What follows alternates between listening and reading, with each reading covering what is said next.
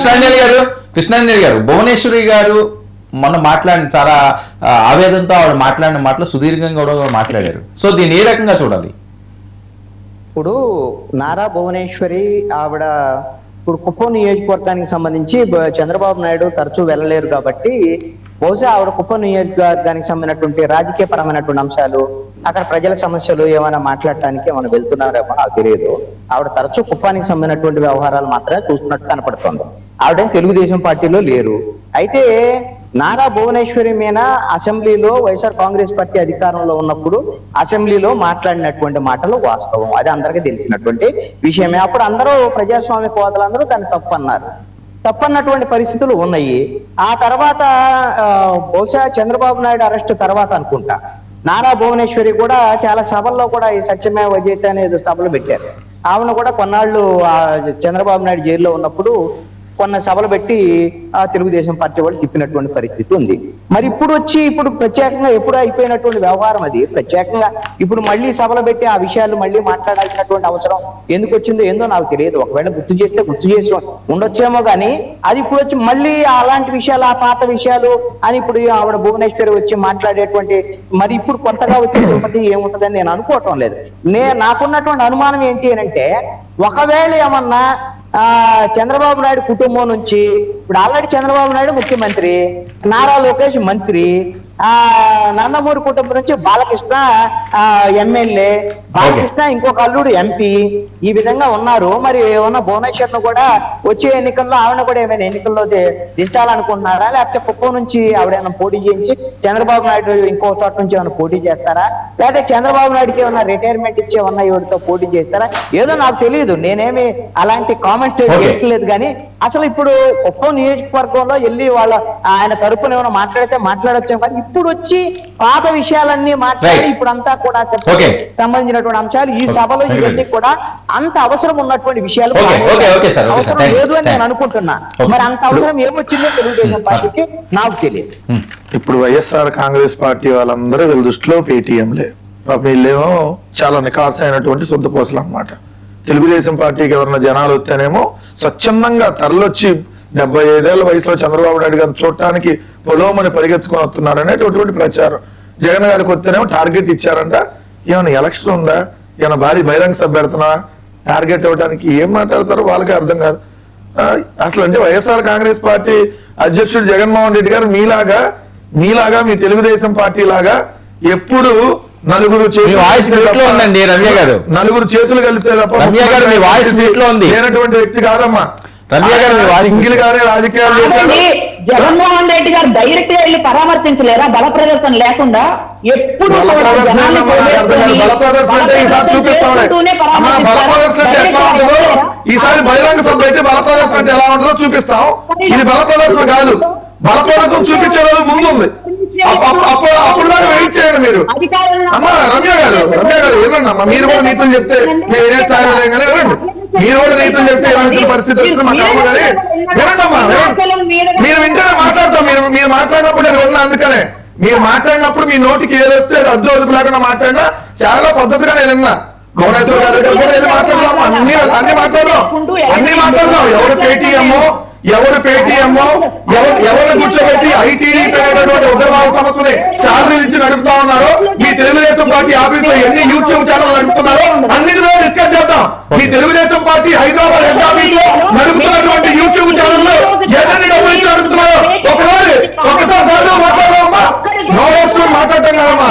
నువ్వు ఒక మహిళగా ఉండి ఏం మాట్లాడుతున్నావు అంటే, జగన్మోహన్ రెడ్డి గారు అంటే ప్రతిపక్ష నాయకుడు కూడా కాదు కాబట్టి ఏం చేస్తాడు వాళ్ళంటే ములాఖత్ రూల్స్ చేయవా? చంద్రబాబు నాయుడు తెలుసా ములాఖత్ రూల్స్? 53 రోజులు జైల్లో ఉన్నాడు కదా చంద్రబాబు నాయుడు గారు కూడా. తెలుసు ములాఖత్ రూల్. 53 రోజులు జైల్లో ఉన్నాడు కదా. అక్కడ నొప్పి ఇక్కడ నొప్పి మెయిల్ తెచ్చుకున్నాడు కదా. ఆయనకి తెలుసమ్మా. ఆయనకి ములాఖత్ రూల్స్ తెలుసు, అందరికీ మీకు బాగా తెలుసు. ఇంకోటి వచ్చినప్పటికీ మీరు మాట్లాడేటువంటి దాంట్లో క్లియర్ గా మీరు వినండి. మీరు పక్కనాలకు పుట్టినటువంటి పిల్లలందరికీ మీ కూటమి ప్రభుత్వం తండ్రి. మీ కూటమి ప్రభుత్వం పక్కనాలు పుట్టిన పెద్దలందరికీ మీరే తండ్రి. ఇక వేరే ఉండదు. మనం అన్నట్టు చెప్పుకోవడానికి ఏముండదు. ఏమన్నా విజయవాడలో ఫ్లైఓవర్ ఎందుకు చంద్రబాబు నాయుడు పూర్తి చేయాలా? విజయవాడలో చంద్రబాబు నాయుడు గారు ఫ్లైఓవర్ ఎందుకు పూర్తి చేయాలా? మేము వచ్చినా కదా అది పూర్తి చేసింది. మీకు ఒక ఫ్లైఓవర్ కట్టడం చేత కాదు, ఒక రిటర్నింగ్ వాళ్ళు కట్టడం చేత కాదు. కానీ పక్కదారి పుట్టే అన్ని మనమే పేర్లు మారుస్తాం. సచివాలయాలు ఎవరు తెచ్చారమ్మా? సిగ్గులేకుండా పేరు ఎందుకు మార్చారమ్మా చంద్రబాబు నాయుడు గారు? సచివాలయాల పేర్లు ఎందుకు మార్చారు? కొద్దిగా సిగ్గుంటే మార్చరు కదా, దానికి సమాధానం చెప్పండి.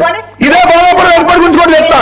130 కోర్టు కేసులు పెండింగ్ లో ఉంటే శంకుస్థాపన చేసి చేతులు దుడుకుంటే పని అయిపోయిందా? అదే విధంగా 6.5 ప్యాకేజీలు ఇవ్వకుండా పని అయిపోయిందా? కనీసం మీకు కొద్దిగా జ్ఞానం ఉండదు. వాళ్ళు ఏదో తెలుగుదేశం వాళ్ళు రాసిస్తారు, పొలమని మీ పేటీఎం వేసి మీరు ఒరిజినల్ పేటీఎంలు తీసుకొని వచ్చి మాట్లాడేది మీరు. నేను మాట్లాడతాను సార్, ఆమె ఆపితే రన్నింగ్ కామెంటరీ. భువనేశ్వర్ గారికి చాలా మహిళలు అంటే చాలా గౌరవం అని బాగా మాట్లాడారు కదా. నేను ఎక్స్పెక్ట్ చేసా ఏమని, గుంటూరులో ఒక మహిళని అమ్మా మీరు ఆపండమ్మా, మీరు ఒకసారి ఆపండి, మీరు ఆపండి, గొంతేసుకొని అనటం కదా, ఒకసారి వినండి. మీ భువనేశ్వర్ గారు ఈ రోజు మరి గుంటూరులో మహిళను వ్యవస్థను చేసింది కూడా తెలుగుదేశం పార్టీయే, చాలా గొప్పగా వ్యవస్థను చేశారని చెప్పుంటే బాగుండేదేమో. దాని మీద మాట్లాడాల్సిందమ్మా. గుంటూరులో మహిళను వ్యవస్థను చేసింది వీళ్ళే కదా, మీ తెలుగుదేశం పార్టీయే కదా. మరి భువనేశ్వర్ గారికి అది గుర్తు రాలేదా? మహిళల మీద ఇన్ని అరాచకాలు జరుగుతుంటే ఏదైతే 24 నెలలు అయింది నంద్యాల జిల్లా మర్చిపోయిలో అమ్మాయి అత్యాచారం చేసి హత్య చేస్తే చంద్రబాబు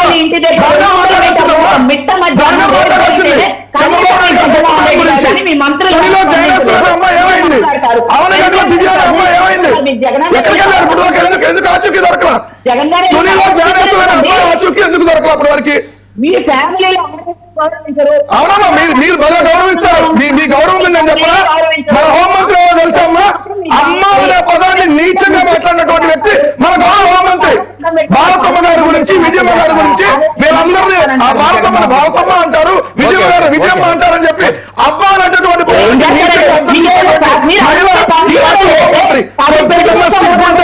మనం మాట్లాడమ్మా. మీరు మహిళగా ఉండి సేమరాజా ఎవరు? కిరాకార్పి ఎవరు? సేమరాజా ఎవరు? కిరాకార్పి ఎవరు? సమాధానం చెప్పండి. సేమరాజా ఎవరు? రమ్య గారు సమాధానం చెప్పండి. కిరాకార్పి ఎవరు?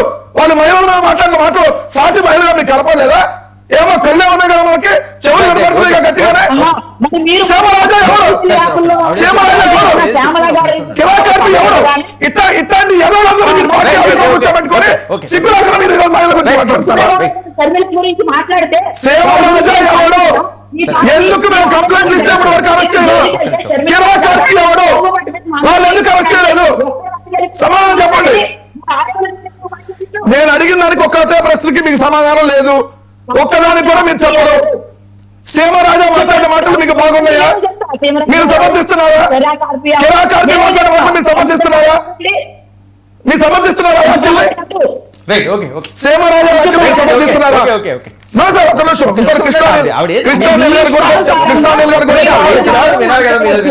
సోషల్ మీడియాలో మీ వాళ్ళు మాట్లాడితేనేమో మాట్లాడినట్టు కాదా? పంచ ప్రభాకర్ ఎవరండి మరి? తీసుకొచ్చి అరెస్ట్ చేయండి. 2 నెలలు అయింది ప్రభుత్వం వచ్చి. పంచ ప్రభాకర్ తీసుకొచ్చి అరెస్ట్ చేయండి. మాకు మాత్రం సంబంధం లేదు, ఎప్పుడో ప్రకటించాం. మీరేం చేశారు 2 సంవత్సరాలు? ఎందుకు అరెస్ట్ చేయలేదు? సేమరాజా ఎవరంటే మీకు సమాధానం లేదు.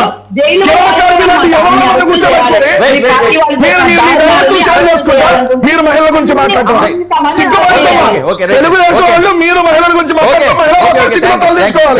ఇక మీరు మాట్లాడతారు. కృష్ణానీల్ గారు కూడా చెప్తా సార్, కృష్ణానీల్ గారు మిమ్మల్ని అరెస్ట్ చేసినా మీకు మద్దతుగా జగన్మోహన్ రెడ్డి గారితో ట్వీట్ పెట్టిస్తాం. ఒకవేళ మిమ్మల్ని అరెస్ట్ చేసినా మేము మీకు మద్దతు తెలిపి ప్రభుత్వాన్ని వ్యతిరేకంగా మాట్లాడతాం. కృష్ణానీల్ గారు గుర్తుంది కదా, మిమ్మల్ని అరెస్ట్ చేసిన ఈ ప్రభుత్వం మీకు మీ తరఫున అండగా ఉంటాం. సో మీరు అన్నారు కదా ఏదంటే ఎక్కడెక్కడ జైలుకి వెళ్తున్నారు, దానికి వెళ్తున్నారు, గట్టిగా మాట్లాడారు.